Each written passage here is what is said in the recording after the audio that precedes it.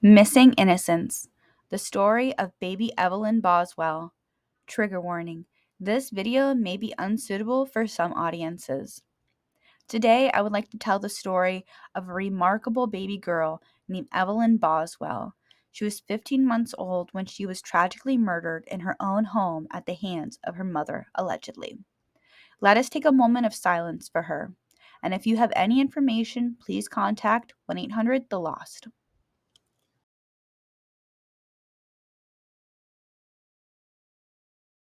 My father, Ethan, had a criminal record, and my mother had a history of drug abuse. My grandmother, Angela Boswell, was also arrested for theft and drug charges during the search for me. Despite these challenges, my family remained hopeful that I would be found safe and sound. But on March 6, 2020, my remains were discovered on a family member's property. The news of my death was a devastating blow to my family and the entire community. An outpouring of grief and support followed, as people came together to mourn the loss of an innocent child. In the months that followed, the details of my death slowly came to light. My father and his girlfriend, Angela Boswell, were eventually charged with my murder. It was a shocking and heartbreaking revelation for my family and the community as a whole. As I look back on my short life, I am struck by the love and support that surrounded me, even in the midst of chaos and turmoil. Although my time on earth was brief, I know that I will always be remembered as a bright and shining light, a symbol of hope and resilience in a world that can be so dark and unforgiving. To all of you reading this, I implore you to cherish the ones you love and hold them close. Life is precious, and it can be taken away in an instant. But even in the face of tragedy and heartbreak, we can find strength and hope in the knowledge that we are never truly alone. In the halls of justice, the harrowing truth of baby Evelyn Boswell's fate was unfolded. A mother's betrayal and a community's search for answers would lead to a courtroom confrontation like no other. The courtroom became a stage for heart-wrenching testimonies as witnesses revealed the tragic chain of events that led to baby Evelyn's untimely demise. As the truth came to light, it shattered the illusions of innocence for her mother, leaving behind a stark reality. A mother's betrayal had robbed baby Evelyn of her chance at life. In the midst of grief and outrage, the community stood united in their demand for justice for this beautiful baby girl. They vowed to honor baby Evelyn's memory by ensuring that those responsible would feel the full consequences of their actions. But amidst the pain and sorrow, there emerged a glimmer of hope. The hope that justice would prevail and that baby Evelyn's legacy would serve as a beacon of hope in the darkest of times. In the quiet embrace of nature, baby Evelyn's spirit finds solace, surrounded by the love and memory of those who cherished her the most. May her memory be a guiding light to us all, leading us towards a future where every child is cherished and protected and loved. May her soul rest in peace. First, Evelyn's grandmother, Angela, is arrested with her boyfriend in North Carolina for possession of a stolen vehicle, which was part of the Amber Alert. Then Evelyn's mom is arrested in Tennessee for making false statements. We determined that some of the statements Megan Boswell provided to us were false. Many of the false statements that Megan made delayed our investigations and also impeded our investigations on trying to find Evelyn.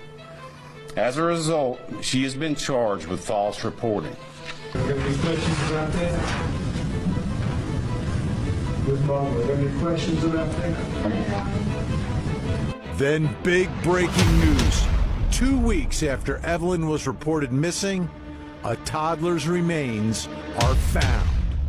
This evening, we received information that led TBI agents and Sullivan County detectives to a property belonging to a family member of Evelyn's mother in the 500 block of Muddy Creek Road in Blumpville.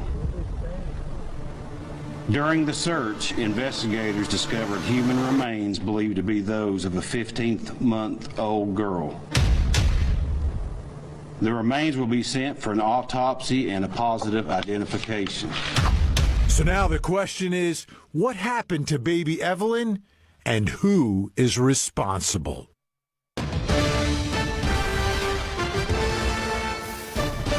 And according to prosecutors, it's baby Evelyn's mother, Megan Boswell. She's been charged with the murder, and she was in court today.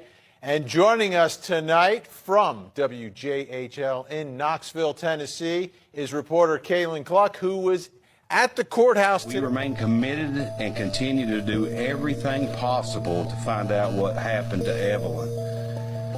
And as always, as soon as relevant information and accurate information, I want to really reiterate that as it comes to us, we will get that out as soon as possible. Okay. Kaylin, thanks so much for joining us. Absolutely. Happy to be here. All right, so today's hearing, what did you observe today, and how did Megan Boswell look?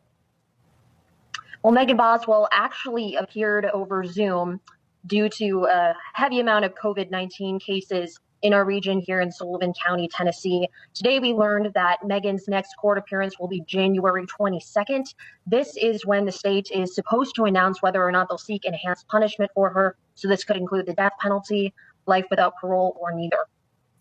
That's interesting. Let's take a listen to the district attorney speaking today about that issue. Your Honor, as discovery has been our main focus and been very voluminous, but we've turned over that to Mr. Sproles earlier this week. There's still a little bit left, but the vast majority of it has been now turned over to Mr. Sproles. And as far as the enhanced punishment, I would ask the court, because our focus has been on collecting discovery, getting evidence, that we have another final announcement date on the enhanced punishment. Well, I'll also note that, for the record, that the COVID-19 numbers are really going crazy here in this county. Has that inhibited you from being able to that has slowed down a lot make of the our decision? Visiting, having sit-down conversations with individuals has been limited. We've tried to limit it because of the numbers in our office. We still do see people, but it's we've curtailed that, and this is one of those things where we need to have a conversation, and it needs to be in person. So it'd be much preferred to maybe if we could roll this over to late January or February, unless Mr. Sproles has any objection. No, Judge, we don't have any objection to that, and I concur. We've been focused on the discovery, and just having it for a few days, I can see how much it is, and I'm sure that they work diligently on it. So I don't have any objection at all to that, Judge. All right. How about January 22nd? All right, so sometime before we find out if this is a death penalty case, but Kaylin, you're there in the community. This is such a huge story. Give us a sense of how big a story this is, and what are folks in the community saying about this as a potential death penalty case? Well, Evelyn Boswell definitely remains on the hearts of everyone here in the community and beyond. Recently, if Evelyn were still alive today, we would have celebrated her second birthday. And so recently, community members gathered together. They visited her grave, brought balloons, flowers. The community certainly wants justice for her, and they're certainly eager to see what is going to happen with regard to Megan Boswell, whether or not the death penalty will be sought, and whether or not this case is going to trial. And by all indication, from what we learned in court today, talking to the district attorney general afterwards and Megan Boswell's attorney, it looks like this case will be going to trial. You know, the other issue will be, all right, where is this case going to be held as well, right? That's another issue that's out there, whether or not it can be tried locally, but because of all the publicity, Sometimes I like to move these cases. Was there any discussion? The Sullivan County mother is accused of murdering her 15-month-old toddler, Evelyn. She and her lawyer, Brad Sproles, are at odds over potential witnesses. But ultimately, Judge Goodwin ruled Sproles will stay. It has to prove that she knew that the statement. Graphic details of Evelyn's death were also brought up. A chief medical examiner testifying that baby Evelyn was found in a trash can on Boswell property. A blanket and aluminum foil were around her neck, causing her to suffocate. She says the photos show the blanket was so tight it left indentions on Evelyn's face. Is that it was tightly applied and wrapped, that had to be unwrapped, and that kind of. So that is shocking. Judge Goodwin ruling around half of the photos will be allowed at trial, which didn't come as a surprise to Sproles. I kind of thought that that's sort of where the judge would end up, is admitting about half of the ones that we objected to and ruling in our favor in about half of them. Some of them were clearly graphic and just even the pathologist said they were disturbing. Megan, visibly. Favorite song is Baby Shark, just like that kind of stuff. Can you tell me, what's her favorite toy? She has a little baby shark puppet. What would y'all do together? Well, she loves to take baths.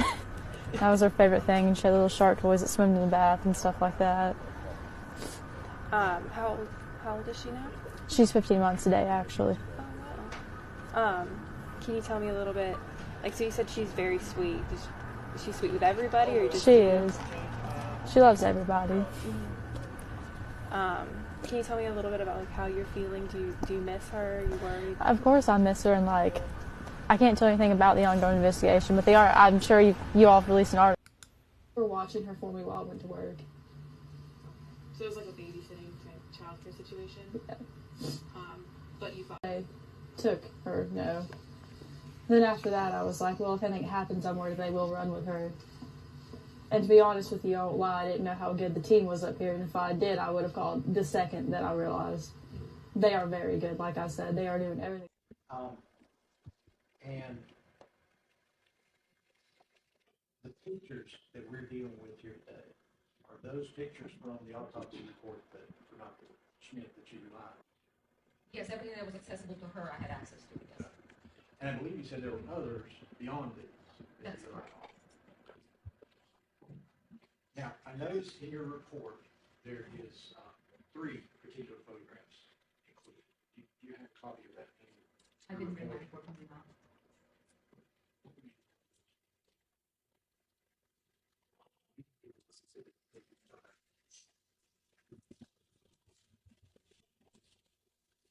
And Doctor, I believe it's either 27 or 28 that contains your report. 28. Yes, sir. And as I said, there's 3 particular photographs that you attached as part of your report. Yes. Is there significance why you chose those 3?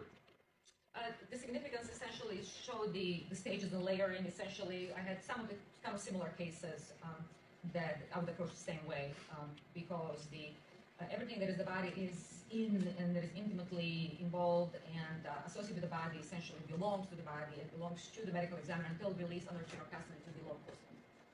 So the first one essentially shows that the forensic pathologist medical examiner is there when she is taken out of the trash can, which is very important, because nothing was manipulated and shifted or touched inside that can or inside the bag beforehand. The next, actually, what's really important for me was to show the placement of the foil and how tightly, actually, one can see the outline of the head and upper body with the foil being attached. So it's not crumpled foil from somebody, I don't know, barbecuing or doing something and then putting it next to the child. It's actually wrapped around the upper part of the child, and the blanket, of course, being more prominent down.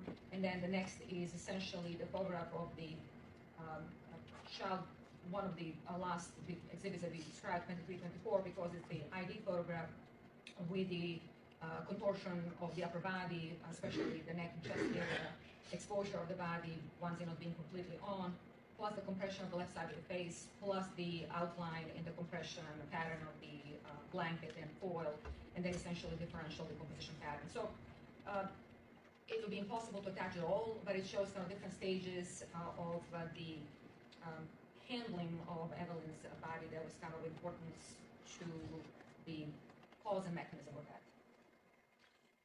And correct me if I'm wrong, but that's why you chose those three particular. Right, so essentially the trash can, the bag, confined space, the foil, the blanket that will be mechanical. The positional actually is kind of its position upside down, but also the contortion of the body, and then finally we have the compression of the face with the blanket and the foil. Okay. Now, Judge Douglas asked you several questions about each of those 26 pictures. Do you think that the three that you have attached to your report adequately describe the progression that you've discussed? The purpose of attaching these three photographs was actually to corroborate the cause and mechanism, and then of course the manner of that. But they are not sufficient. I don't think they're going to be sufficient for the jury to understand exactly how she was found and all the layering and the painstaking effort it took to actually remove all these elements from the body. I think that to understand essentially what I'm talking about, all of these corroborate the cause and manner mechanism of that. I don't think it would be sufficient to understand essentially the severity of the gravity of the involvement of all these elements in her death. Okay. Thank you so much for watching till the very end. I hope that you enjoy these videos, and if you do, hit that subscribe button so we don't miss any more videos. Now see you in the next one.